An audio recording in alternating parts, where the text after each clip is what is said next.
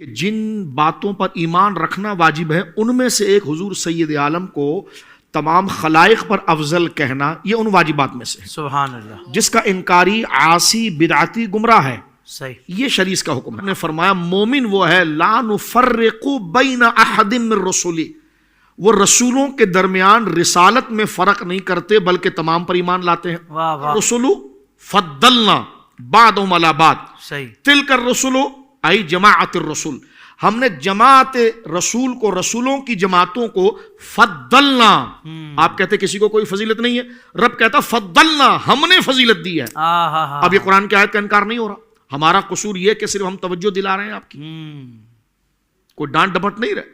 آپ کس بنیادی عقیدے کا انکار کر رہے ہیں؟ قرآن کی آیت کھڑی ہے کہ تلک الرسول فضلنا، رسولوں کی جماعت فضلنا جو ہم نے جن کو فضیلت دی ہے، بعضهم علی بعض، اللہ اکبر۔ آپ کہتے ہیں سب مساوی ہیں، مفتی صاحب سب برابر ہیں، اللہ کہتا ہے سب برابر نہیں ہے، ہم نے ایک کو دوسرے پر فضیلت دی ہے۔ اور آگے اس کی توضیح، منہم، ان جماعت رسول میں، منہم من کلم اللہ، کچھ ایسے ہیں جن سے اللہ نے کلام کر کے ان پر فضیلت دی ہے جن سے براہ راست کلام نہیں کیا، اور فرمایا ورفع بعضهم درجات، اور بعض وہ ہیں جن کو ان کلام والوں پر بھی فضیلت دی ہے۔ واہ واہ واہ، تو حضرت آپ یہ کہتے ہیں کہ تمام انبیاء فضیلت میں برابر ہیں، آیت پڑھ رہے ہیں آپ لا نفرق بین احد من رسولی، وہ تو نفس رسالت کے انکار اور حقیقت میں قبولیت کی دلیل ہے، واہ واہ واہ واہ، انکار کرنے والوں پر رد آ رہا ہے، ٹھیک ہے۔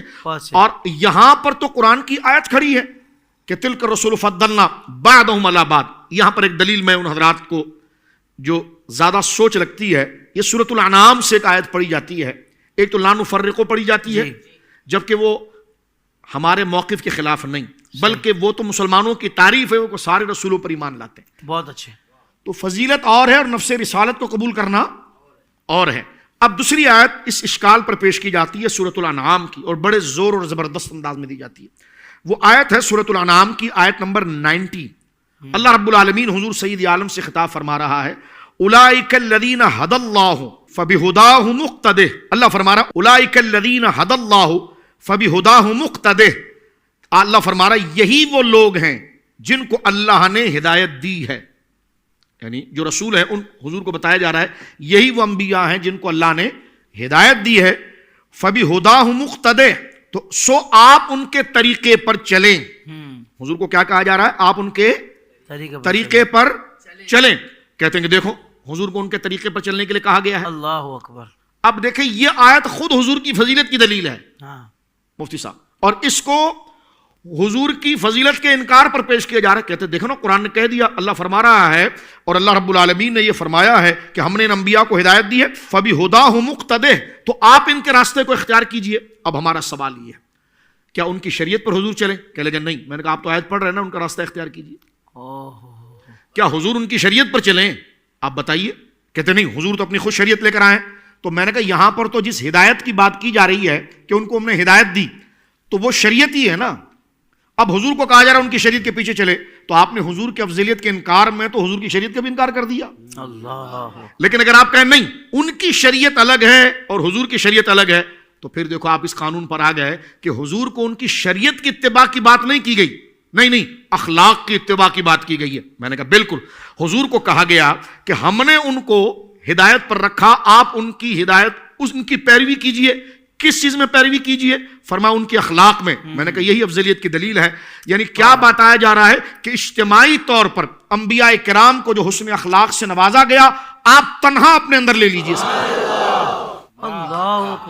حضرت داؤد، حضرت سلیمان کو صابر و شاکر بنایا گیا، حضرت ایوب کو شاکر بنایا گیا، حضرت یوسف کو شاکر بنایا گیا، حضرت سیدنا عیسیٰ علیہ نبینا علیہ السلام کو زاہد اور زہد عطا کیا گیا، حضرت نوح علیہ السلام کو گویا کہ مناجات عطا کی گئی۔ فرمایا یہ جو ہم نے مشترک ان میں یہ شان رکھی ہے، آپ یہ تمام اپنے اندر جمع کر لیں۔ تو حضرت صاحب یہ تو حضور کا کمال ہوا، اور یہ حضور کو کہا جمع کر لیں، تو کیا حضور نے جمع نہیں کی ہوگی؟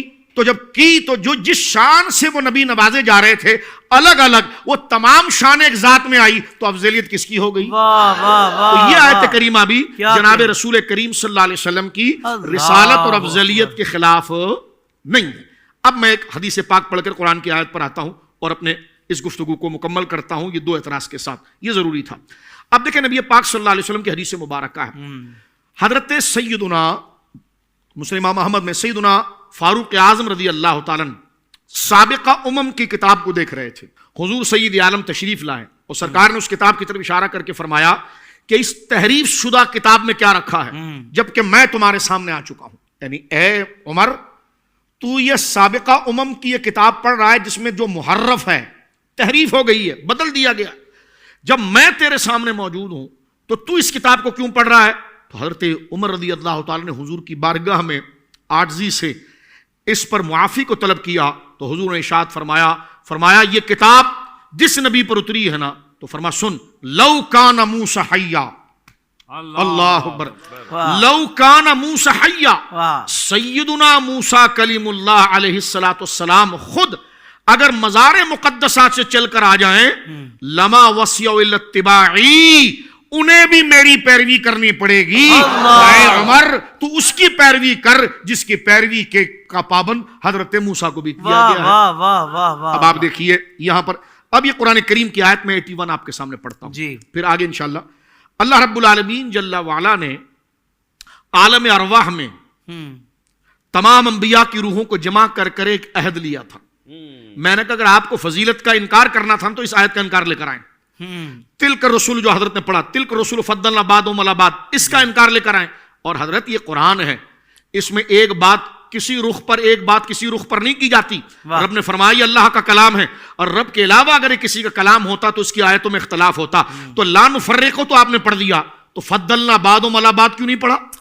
اس کو بھی ساتھ میں رکھیں اور پھر تطبیق کر کے بتائیں، کیونکہ یہ رب کا کلام ہے، کیا یہ آیت اس کے خلاف ہے؟ یہ اس کے خلاف ہے؟ تو جب آیتیں لڑ گئی تو یہ رب کا کلام کیسے ہو سکتا ہے؟ پتا چلا لا نفرقو میں نفس رسالت کو قبول کرنے کا حکم ہے، اور تلک الرسول فضلنا میں افضلیت ایک دوسرے پر جو ہم نے دی ہے اس کا ذکر مبارک موجود ہے۔ اب دیکھیں قرآن مجید کیا کہتا ہے، فرمایا وَإِذْ أَخَذَ اللَّهُ مِيثَاقَ النَّبِيِّينَ، حبیب یاد کیجئے وہ وقت، حبیب مانا کہ وقت گزر گیا ہے، مشرکین مکہ کی ہدایت کے لیے آپ بہت زیادہ کوشاں ہیں، لیکن آئیے آج ہم آپ کا مرتبہ بتا دیں، ذرا یاد کیجئے نا وہ وقت کہ جب ہم نے عہد لیا تھا۔ وَإِذْ أَخَذَ اللَّهُ مِيثَاقَ النَّبِيِّينَ، ہم نے سارے نبیوں سے عہد لیا تھا۔